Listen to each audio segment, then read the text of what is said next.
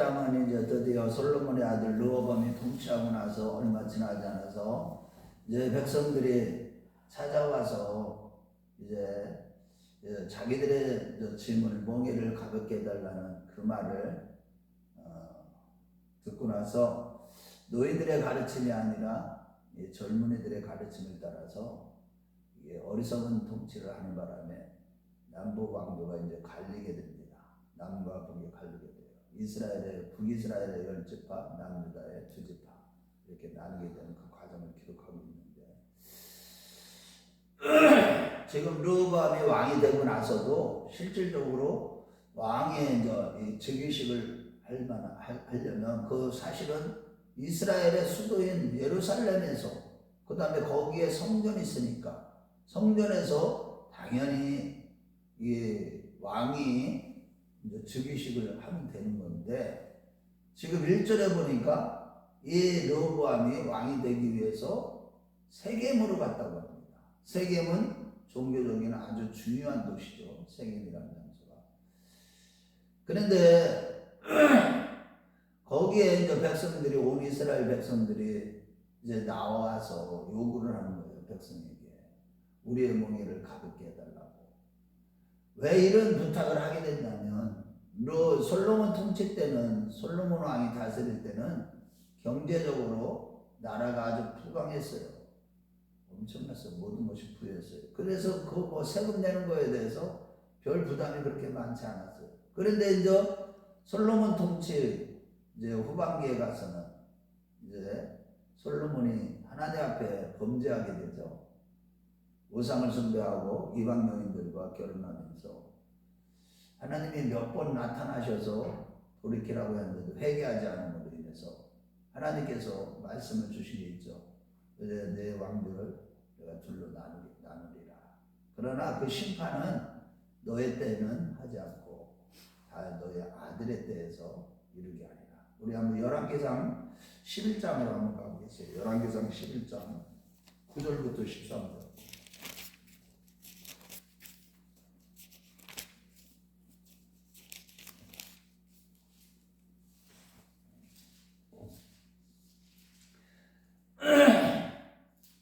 열왕기상 11장 9절부터 13절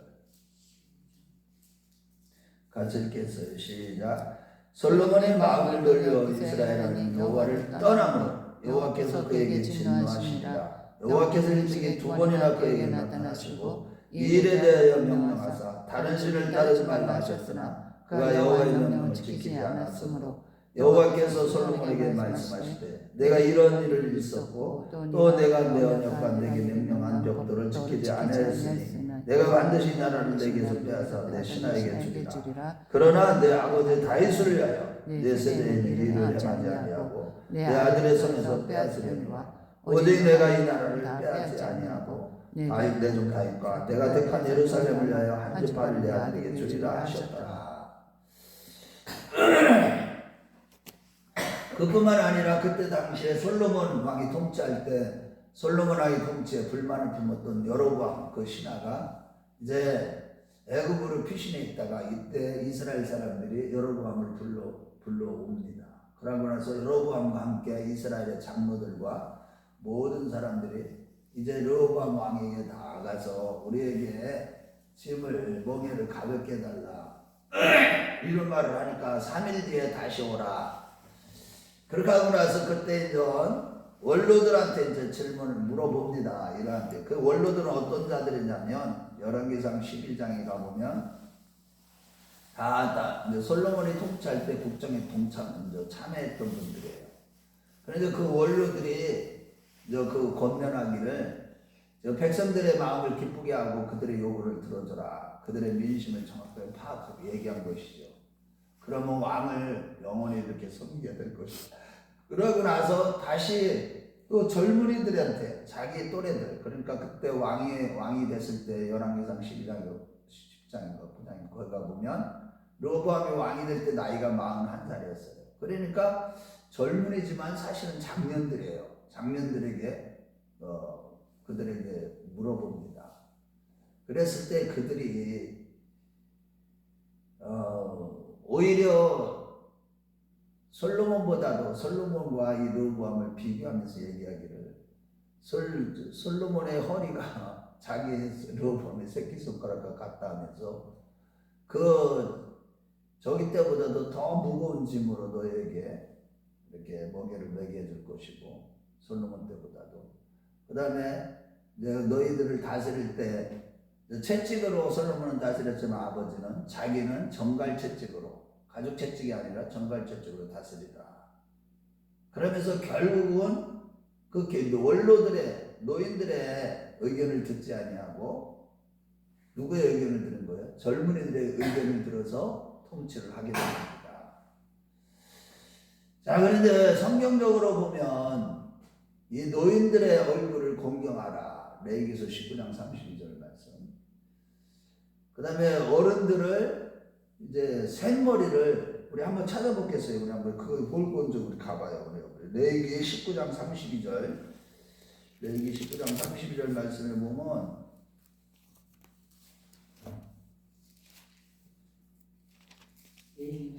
레위기 19장 32절. 그분들을 생머리 앞에서 일어서고라는 것은 그분들을 공경하는 마음으로 이렇게 그분들을 높이라는 그런 뜻인데, 자 시작. 너는 샘머리 앞에서 일어서고 노인의 얼굴을 공경하며 내 하나님을 경외하라. 나는 여호와이니라. 어른들, 그 다음에 신명기 30장 7절에도 어른들의 말을 들으라 이런 말씀들을 하죠. 그런데 이 르호보암이 어리석게도 젊은이들의 그 권고를 듣고 그렇게 백성들한테 다시 모이라 그러면서 그렇게 젊은이들이 권고한 대로 그들에게 선포를 합니다. 그랬더니 백성들이 완전히 그때 확 돌아서게 되는 거예요. 특히 여기 보면 몇 절에요? 거기 보면 16절에 뭐라고 하는지 한번 읽어보겠어요. 시작. 온 이스라엘은 왕이 자기들의 말을 듣지 않은 걸 보고 왕에게 대답하여 이르되 우리가 다윗과 무슨 관계가 있느냐. 이새의 아들에게서 받은 유산이 없도다. 이스라엘에 각각 너희의 장막으로 돌아가라. 다윗의 이제는 너희 집이나 돌보라 하고 온 이스라엘이 그의 장막으로 돌아가니라. 그러니까 백성들이 완전히 돌이키는 거예요. 배반을 하게 됩니다. 그 말을 듣고 나서. 그런데 여기에 보면 중요한 것은 이스라엘 백성들이 이렇게 남과 북으로 이렇게 나뉘게 된 그 배경을 보면 물론 솔로몬과 르호보암과 여로보암 이런 지도자들의 책임도 있지만은 그렇지만 백성들도 큰 책임이 있었던 거예요. 이 말은 우리가 다윗과 무슨 상관이 있느냐, 다윗의 언약과 무슨 상관이 있냐 이 뜻이에요. 그 다음에 다윗이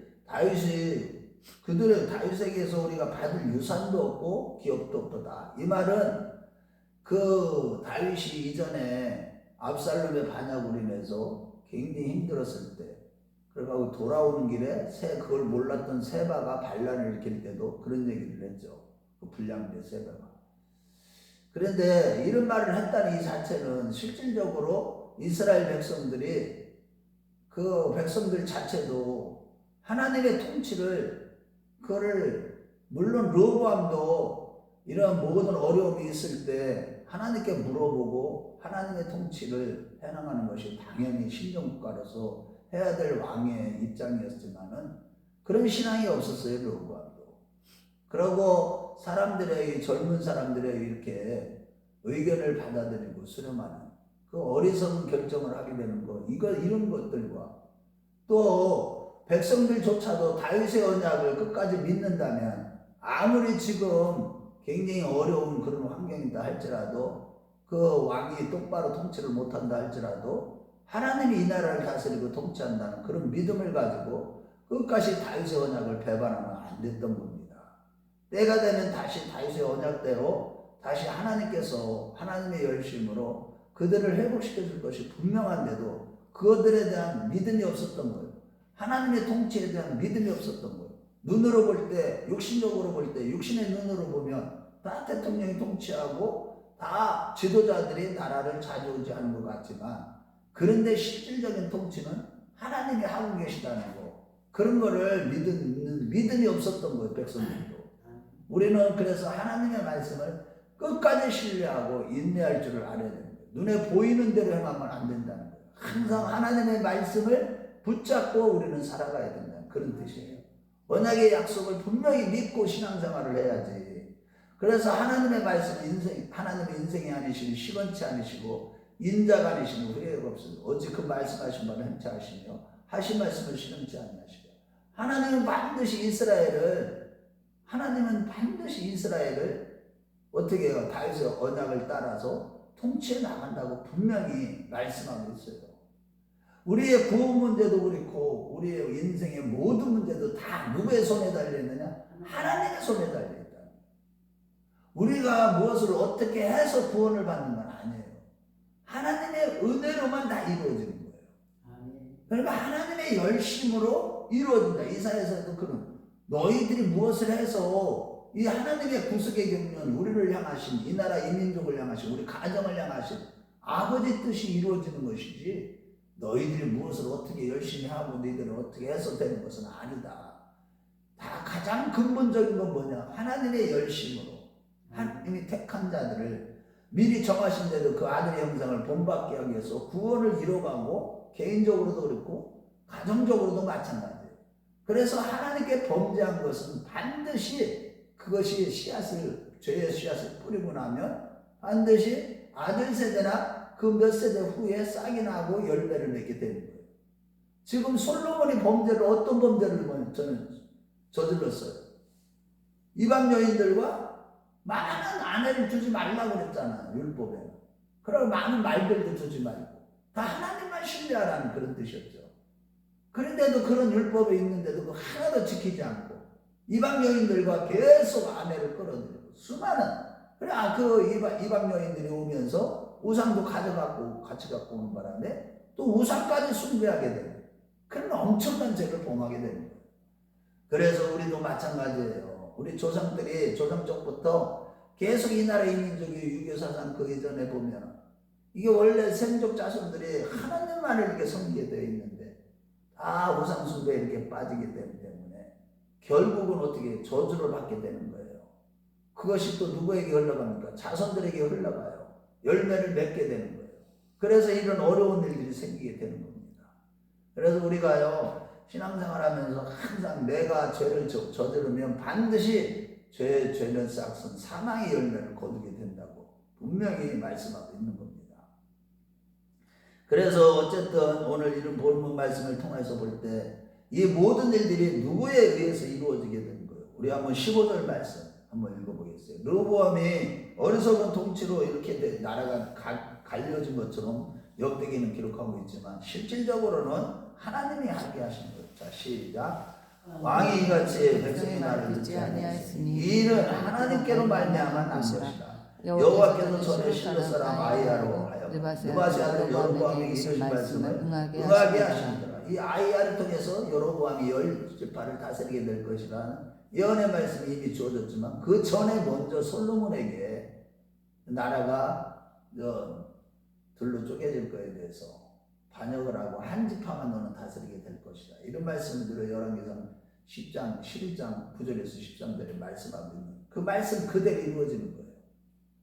그래서 우리가 항상 이런 일들을 이렇게 보면서 우리에게 일어나는 모든 일들을 보면서 하나님을 의지하고 하나님의 뜻을 구하고 하나님의 얼굴을 항상 구하면서 살아가야 되고 죄를 범했을 때는 철저히 회개하고 아버지 앞에 다시 돌아와서 그 죄 문제를 빨리 해결하지 않으면 그 내 때에 내가 지은 죄로 인해서 그 엄청난 어려움이 다가왔을 때 그것을 철저히 예수 그리스도의 보혈의 피를 믿는 믿음으로 회개를 통해서 다 깨끗하게 그 문제를 해결하지 않으면 거기에 대한 대가를 반드시 치러야만 됩니다. 우리가 죄를 분명히 우리 하나님 용서를 해줘요. 용서를 해주지만은 죄에 대한 대가는 반드시 치르게 하십니다.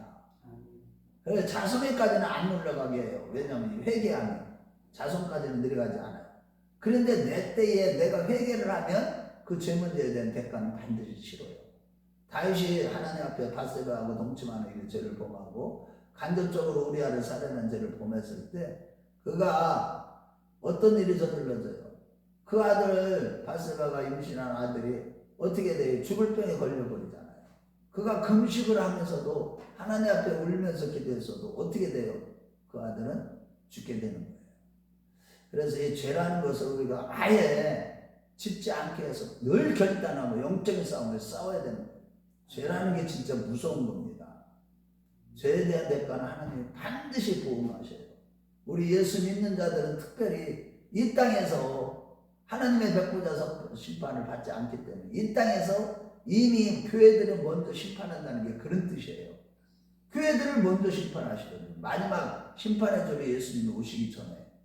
예수님이 오실 때 재림하실 때는 구원의 주님으로 오시는 게 아니라 심판의 주님으로 오시죠. 그런데 그 교회들은 하나님의 백보자 심판에 이르지 아니한다고 요한복음 5장 24절에 말씀하고 있어요. 심판에 이르지 않아. 내가 진실로 너에게는 나를 듣고 내 말을 듣고 또 나 보내시는 믿는 자는 영원히 죽지 아니할 뿐만 아니라 심판에 이르지 아니한다. 왜냐하면 너희들은 사망에서 생명으로 옮겼기 때문이다. 그래 마지막 심판은 백보자 심판은 받지 않지만 이 땅에서의 무슨 심판? 백보자 앞에서는 우리는 행위에 따라 상급을 받게 되죠. 이 땅에서 이미 심판을 다 받게 돼요. 그래서 예수 믿는 자들은 그 조상들이 죄를 지었든 자기가 죄를 지었든 자범죄든 모든 죄에 대한 대가는 다 반드시 치러야만 됩니다. 그러고 철저히 회개해야만 되는 거예요. 이런 것들을 볼 때 우리가 깨달아야 되는 것은 항상 이 죄라는 것을 우리가 항상 죄 문제를 해결하기 위해서 몸부림치며 어떠하든지 주님을 기쁘시게 하는, 주님을 기쁘시게 하는 건 뭐예요? 오직 믿음으로 사는 거예요. 오직 믿음으로, 오직 예수 믿는 믿음으로 사는, 그 믿음으로 살지 않는 그 모든 것이 다 죄라고 그랬어요. 로마서 13장 14절에. 그래서 오직 예수님만 바라보며 예수님을 믿는 믿음으로 정말로 하나님의 언약의 약속의 말씀들을 끝까지 붙들고 영적인 싸움을 싸워서 거룩하게 살아가는, 성결하게 살아가는, 흠이 없이 살아가는 저와 여러분들 되시길 주의 이름으로 축원합니다.